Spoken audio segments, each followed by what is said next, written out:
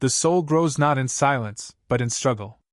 Comfort may protect the body, but it starves the will. Epictetus. You think you're safe because nothing hurts you. But that is where the decay begins. The man who never bleeds never knows if he can survive the cut. And the man who never walks through fire never learns how not to burn. You've been taught to chase comfort. To wrap yourself in softness, avoid confrontation, insulate from cold, from noise, from effort. They told you this was progress. That peace means silence. That success is a warm home, a soft bed, and a life with no sharp edges. But comfort is not peace. It is sedation. It is a slow poison with honey on its rim. And the men who sip it die quietly, without even realizing they've stopped living. Let me tell you a truth you've always known, but buried under convenience. Comfort is a cage. And every time you choose it, you lock the door from the inside. The cage has no bars. It's velvet lined. It looks like your phone in your hand for hours. It looks like, I'll start tomorrow. It looks like skipping the gym. It looks like staying quiet when you know you should speak. It looks like being liked by everyone because you never stand for anything. It looks like giving in because it's easier than enduring. It feels safe.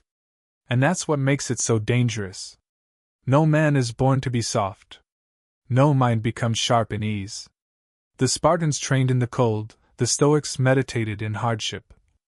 And you were meant to suffer something real. Because pain wakes you. Struggle shapes you. And comfort dulls you. You cannot become iron and silk. The blacksmith doesn't whisper to the blade. He heats it, hammers it, folds it, breaks it. And only then does the steel become worthy. Why do you think your will would be forged any differently? You say, I just need time. I'm waiting for the right moment.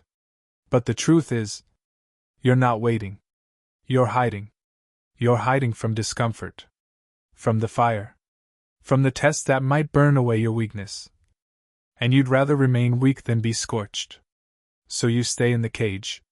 A warm, padded, gold-plated tomb. And you tell yourself stories about how you'll rise tomorrow. But listen closely. The cage doesn't need to kill you. It only needs to keep you still. Seneca wrote, we suffer more in imagination than in reality. And that's exactly where comfort destroys you. Not by harming your body, but by making you imagine that effort is pain, that silence is peace. That discipline is oppression. That hardship is punishment. No. Hardship is your salvation. And every day you avoid it, you drift further from who you were supposed to become. Look around. There are men who are already dead, but still breathing. They've replaced courage with distraction, discipline with dopamine, power with performance. They smile, they post, they scroll. But they are empty. Because their fire went out long ago. And they don't even miss it. Is this who you want to be? Let me ask you something brutal. When was the last time you suffered, on purpose? When was the last time you chose the harder path? When was the last time you said no to comfort and yes to discipline? If you can't remember, then the cage is already closing. And every hour inside it makes the door harder to break. But here's the truth they don't want you to hear. The cage can't hold you. You hold yourself. It has no lock. Only habit. And habit is just repeated surrender. So stop surrendering. Wake up before your time runs out. Sweat before your body forgets how. Hurt before your mind forgets what it means to resist. Do something hard today. Do something ugly. Do something that makes you doubt yourself. Because the man who doubts himself, and moves anyway, is 10,000 times stronger than the man who never moves at all. Comfort will kill you kindly, but discipline will hurt you honestly. Which one do you trust? You were born with fire inside. But fire unused turns to ash. And ash cannot build anything. So burn. Burn willingly. Burn now. Before the cage becomes your coffin. You've been sitting in the warmth so long. You forgot how cold the truth can be. But the cold doesn't kill you. It sharpens you. Only comfort kills, slowly, silently, politely. It whispers, "Rest a little longer. You've earned it. Why struggle when you can wait?" But the truth is, every moment you choose ease, you bury the part of you that was born to rise. Seneca warned us. Life is long, if you know how to use it. But you've used it to numb. You call it recovery. But there's no recovery in stagnation.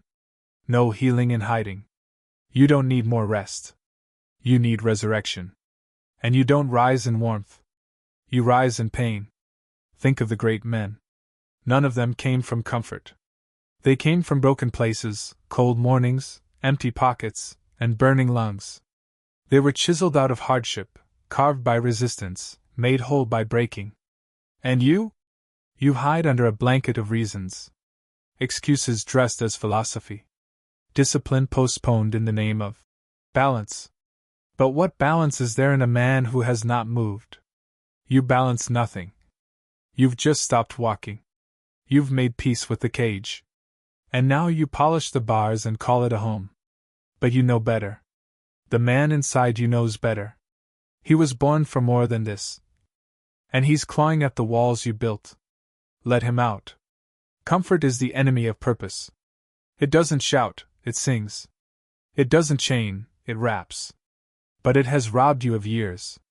Not in violence, but in softness. And the softness spreads. Your hands weaken. Your back bends. Your voice dulls. Until one day you wake up and realize you have no idea who you are. Only who you were supposed to be. You think the world owes you softness because you've suffered. But the world owes you nothing. And that's what makes you free. No one is coming to carry you out of the cage. No hero will rescue you. No God will grant you strength you refuse to build. Because strength does not descend. It is climbed toward. It is earned. It is forged in repetition. And yes, forging is violent.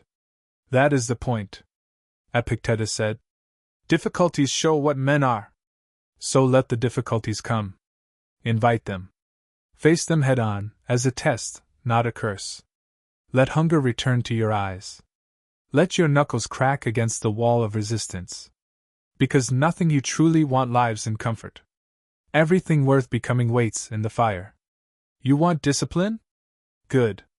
Then stop romanticizing motivation. Motivation is a child, fleeting, emotional, unreliable. Discipline is a king, silent, ruthless, unshakable. Discipline doesn't care if you feel ready. It moves anyway. It suffers without complaint. It repeats the same act long after the excitement has died. That's what makes it divine. And that's what makes it rare. Look at the world. Look at the men who gave in. Comfort made them quiet, soft, polite. They became wallpaper in their own lives. No fire. No edge. No rebellion. They buried their will under pillows of distraction. And now they smile without soul. You see them. You know them. You fear becoming them. That fear is a gift. Use it. So now I ask you again. As I did in the first fire. What have you chosen today? Have you chosen pain? Or did you choose delay? Did you break a limit? Or did you bow to it? Did you wake up with fire? Or did you snooze it into silence? Because every single day is a vote. And every vote either builds the cage or breaks it. But let's not pretend this is easy. Let's not speak in illusions. Discipline will break your back. It will mock your dreams. It will rip open your excuses and leave them bleeding. It will demand more than you think you have. But that's exactly what you need. Not because suffering is sacred, but because the version of you that survives it is the one who was buried alive beneath all that comfort. You don't need more inspiration. You need confrontation. You need to stand in front of a mirror and say, I am soft. But I won't be. Not tomorrow. Now. And then do something that proves it. Take the cold shower. Climb the hill. Wake up at war with weakness. Because discipline doesn't begin in a gym. It begins in silence. In decision. in defiance. The cage is not unbreakable. It only asks that you never push back. That you never test its edges. That you stay polite, obedient, unshaken. But now you shake. Now you scream. Now you burn. Because you remember. You were never meant for comfort. You were meant for conquest. Seneca said. A gem cannot be polished without friction, nor a man perfected without trials. So invite the friction. And polish yourself with pain. Bleed not for punishment, but for purpose. Hurt not to suffer, but to shine. Because nothing worth having comes softly. And nothing worth becoming comes from rest. You are not your past. You are not your weakness. You are not your failures. You are your fire. And if it's gone out, then light it again. With work. With war. With will. Break the cage.